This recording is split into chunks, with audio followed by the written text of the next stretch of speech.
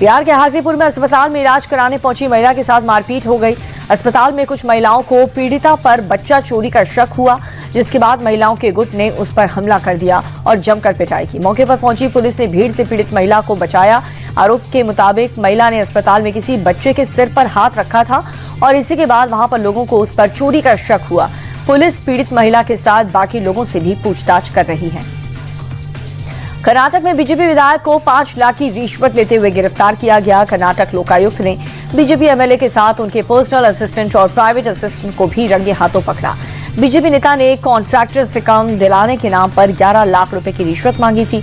Contractor की शिकायत के बाद लोकायुक्त की टीम ने पूरी प्लानिंग के साथ विधायक को पकड़ लिया। मेरठ में कुछ लोग चंदा मांगते हुए नजर आए, जिसके बाद इलाके में खलबली मच गई। आरोप यह है कि सदर बाजार में पश्चिम बंगाल से आए लोग बाबरी मस्जिद के लिए चंदा मांग रहे थे।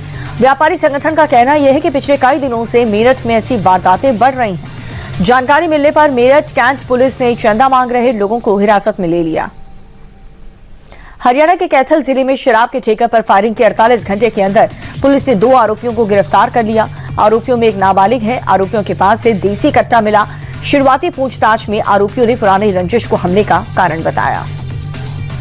अमेरिकी सुप्रीम कोर्ट से झटका लगने से ठीक 24 घंटे बाद डोनाल्ड ट्रंप ने एक और बड़ा फैसला लिया। ट्रंप ने ग्लोबल टैरिफ को 10% से बढ़ाकर 15% कर दिया है। ट्रंप ने कहा कि कई देश अमेरिका का फायदा उठा रहे थे, जिसे अब बर्दाश्त नहीं किया जाएगा।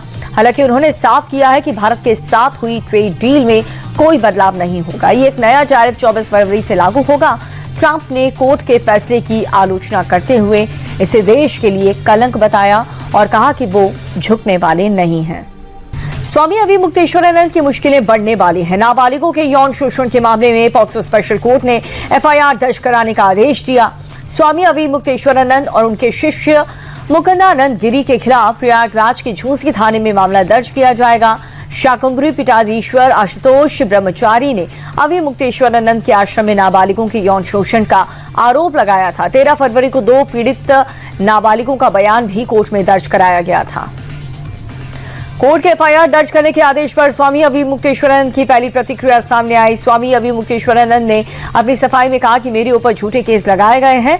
जिसने आरोप लगाए हैं वो खुद एक हिस्ट्री शीटर है। शंकराचार्य ने कोर्ट पर भरोसा जताते हुए कहा कि फर्जी केस फर्जी ही साबित होगा। मैं सच्चाई के रास्ते पर चलता हूं और इसीलिए ऐसे झूठे आरोपों से मुझे कोई फर्क नहीं पड़ता। ग्रेटर नोएडा में सीएम योगी आदित्यनाथ ने सेमीकंडक्टर यूनिट की आधारशिला रखी। पीएम मोदी भी इस कार्यक्रम में वीडियो कॉन्फ्रेंसिंग के जरिए जुड़े। प्रधानमंत्री ने कहा कि नोएडा सेमीकंडक्टर का पावर हाउस बनेगा। ग्लोबल चिप इकोसिस्टम में भारत की मौजूदगी में मजबूती मिलेगी।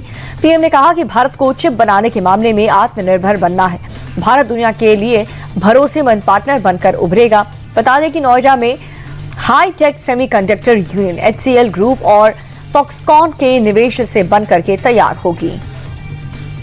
पीएम मोदी और ब्राजील के राष्ट्रपति के बीच दिल्ली में प्रतिनिधि मंडल स्तर की वार्ता हुई है। दोनों देशों के बीच रेयर अर्थ और माइनिंग समेत कई अहम सेक्टर्स में समझौते हुए। मीटिंग में दोनों देश के बीच MSME और तकनीकी सहयोग बढ़ाने पर भी सहमति बनी।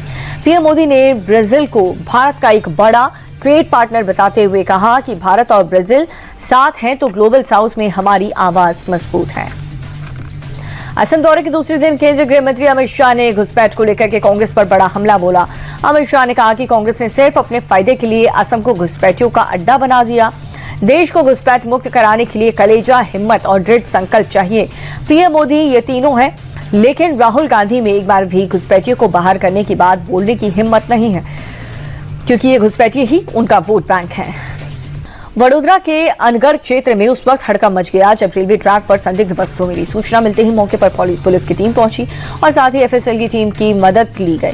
लेकिन जब जांच की गई तब पुलिस को शादी में इस्तेमाल होने वाले फूटे हुए कोल फायर मिले। पुलिस के मुताबिक शरारती तत्वों ने इन्हें ट्रैक पर रख करके अफवाह फैलाने की कोशिश की। पुलिस अब CCTV के आधार पर आरोपी की तलाश कर रही है। बिहार के नालंदा में नील गाय के आतंक से परेशान किसानों के लिए अच्छी खबर। बढ़ौना पंचायत में नील गाय फसलों की बर्बादी कर रही है। परेशान किसानों ने सरपंच से मदद मांगी, जिसके बाद वन विभाग के शूटर्स ने 25 नील गाय को मार गिराया। गांव वालों के मुताबिक 600 एकड़ में लगे गेहूं, सरसों, चना और धनिया की फसलें बर्बाद हो गई। किसानों में नुकसान के कारण भारी नुकसान था।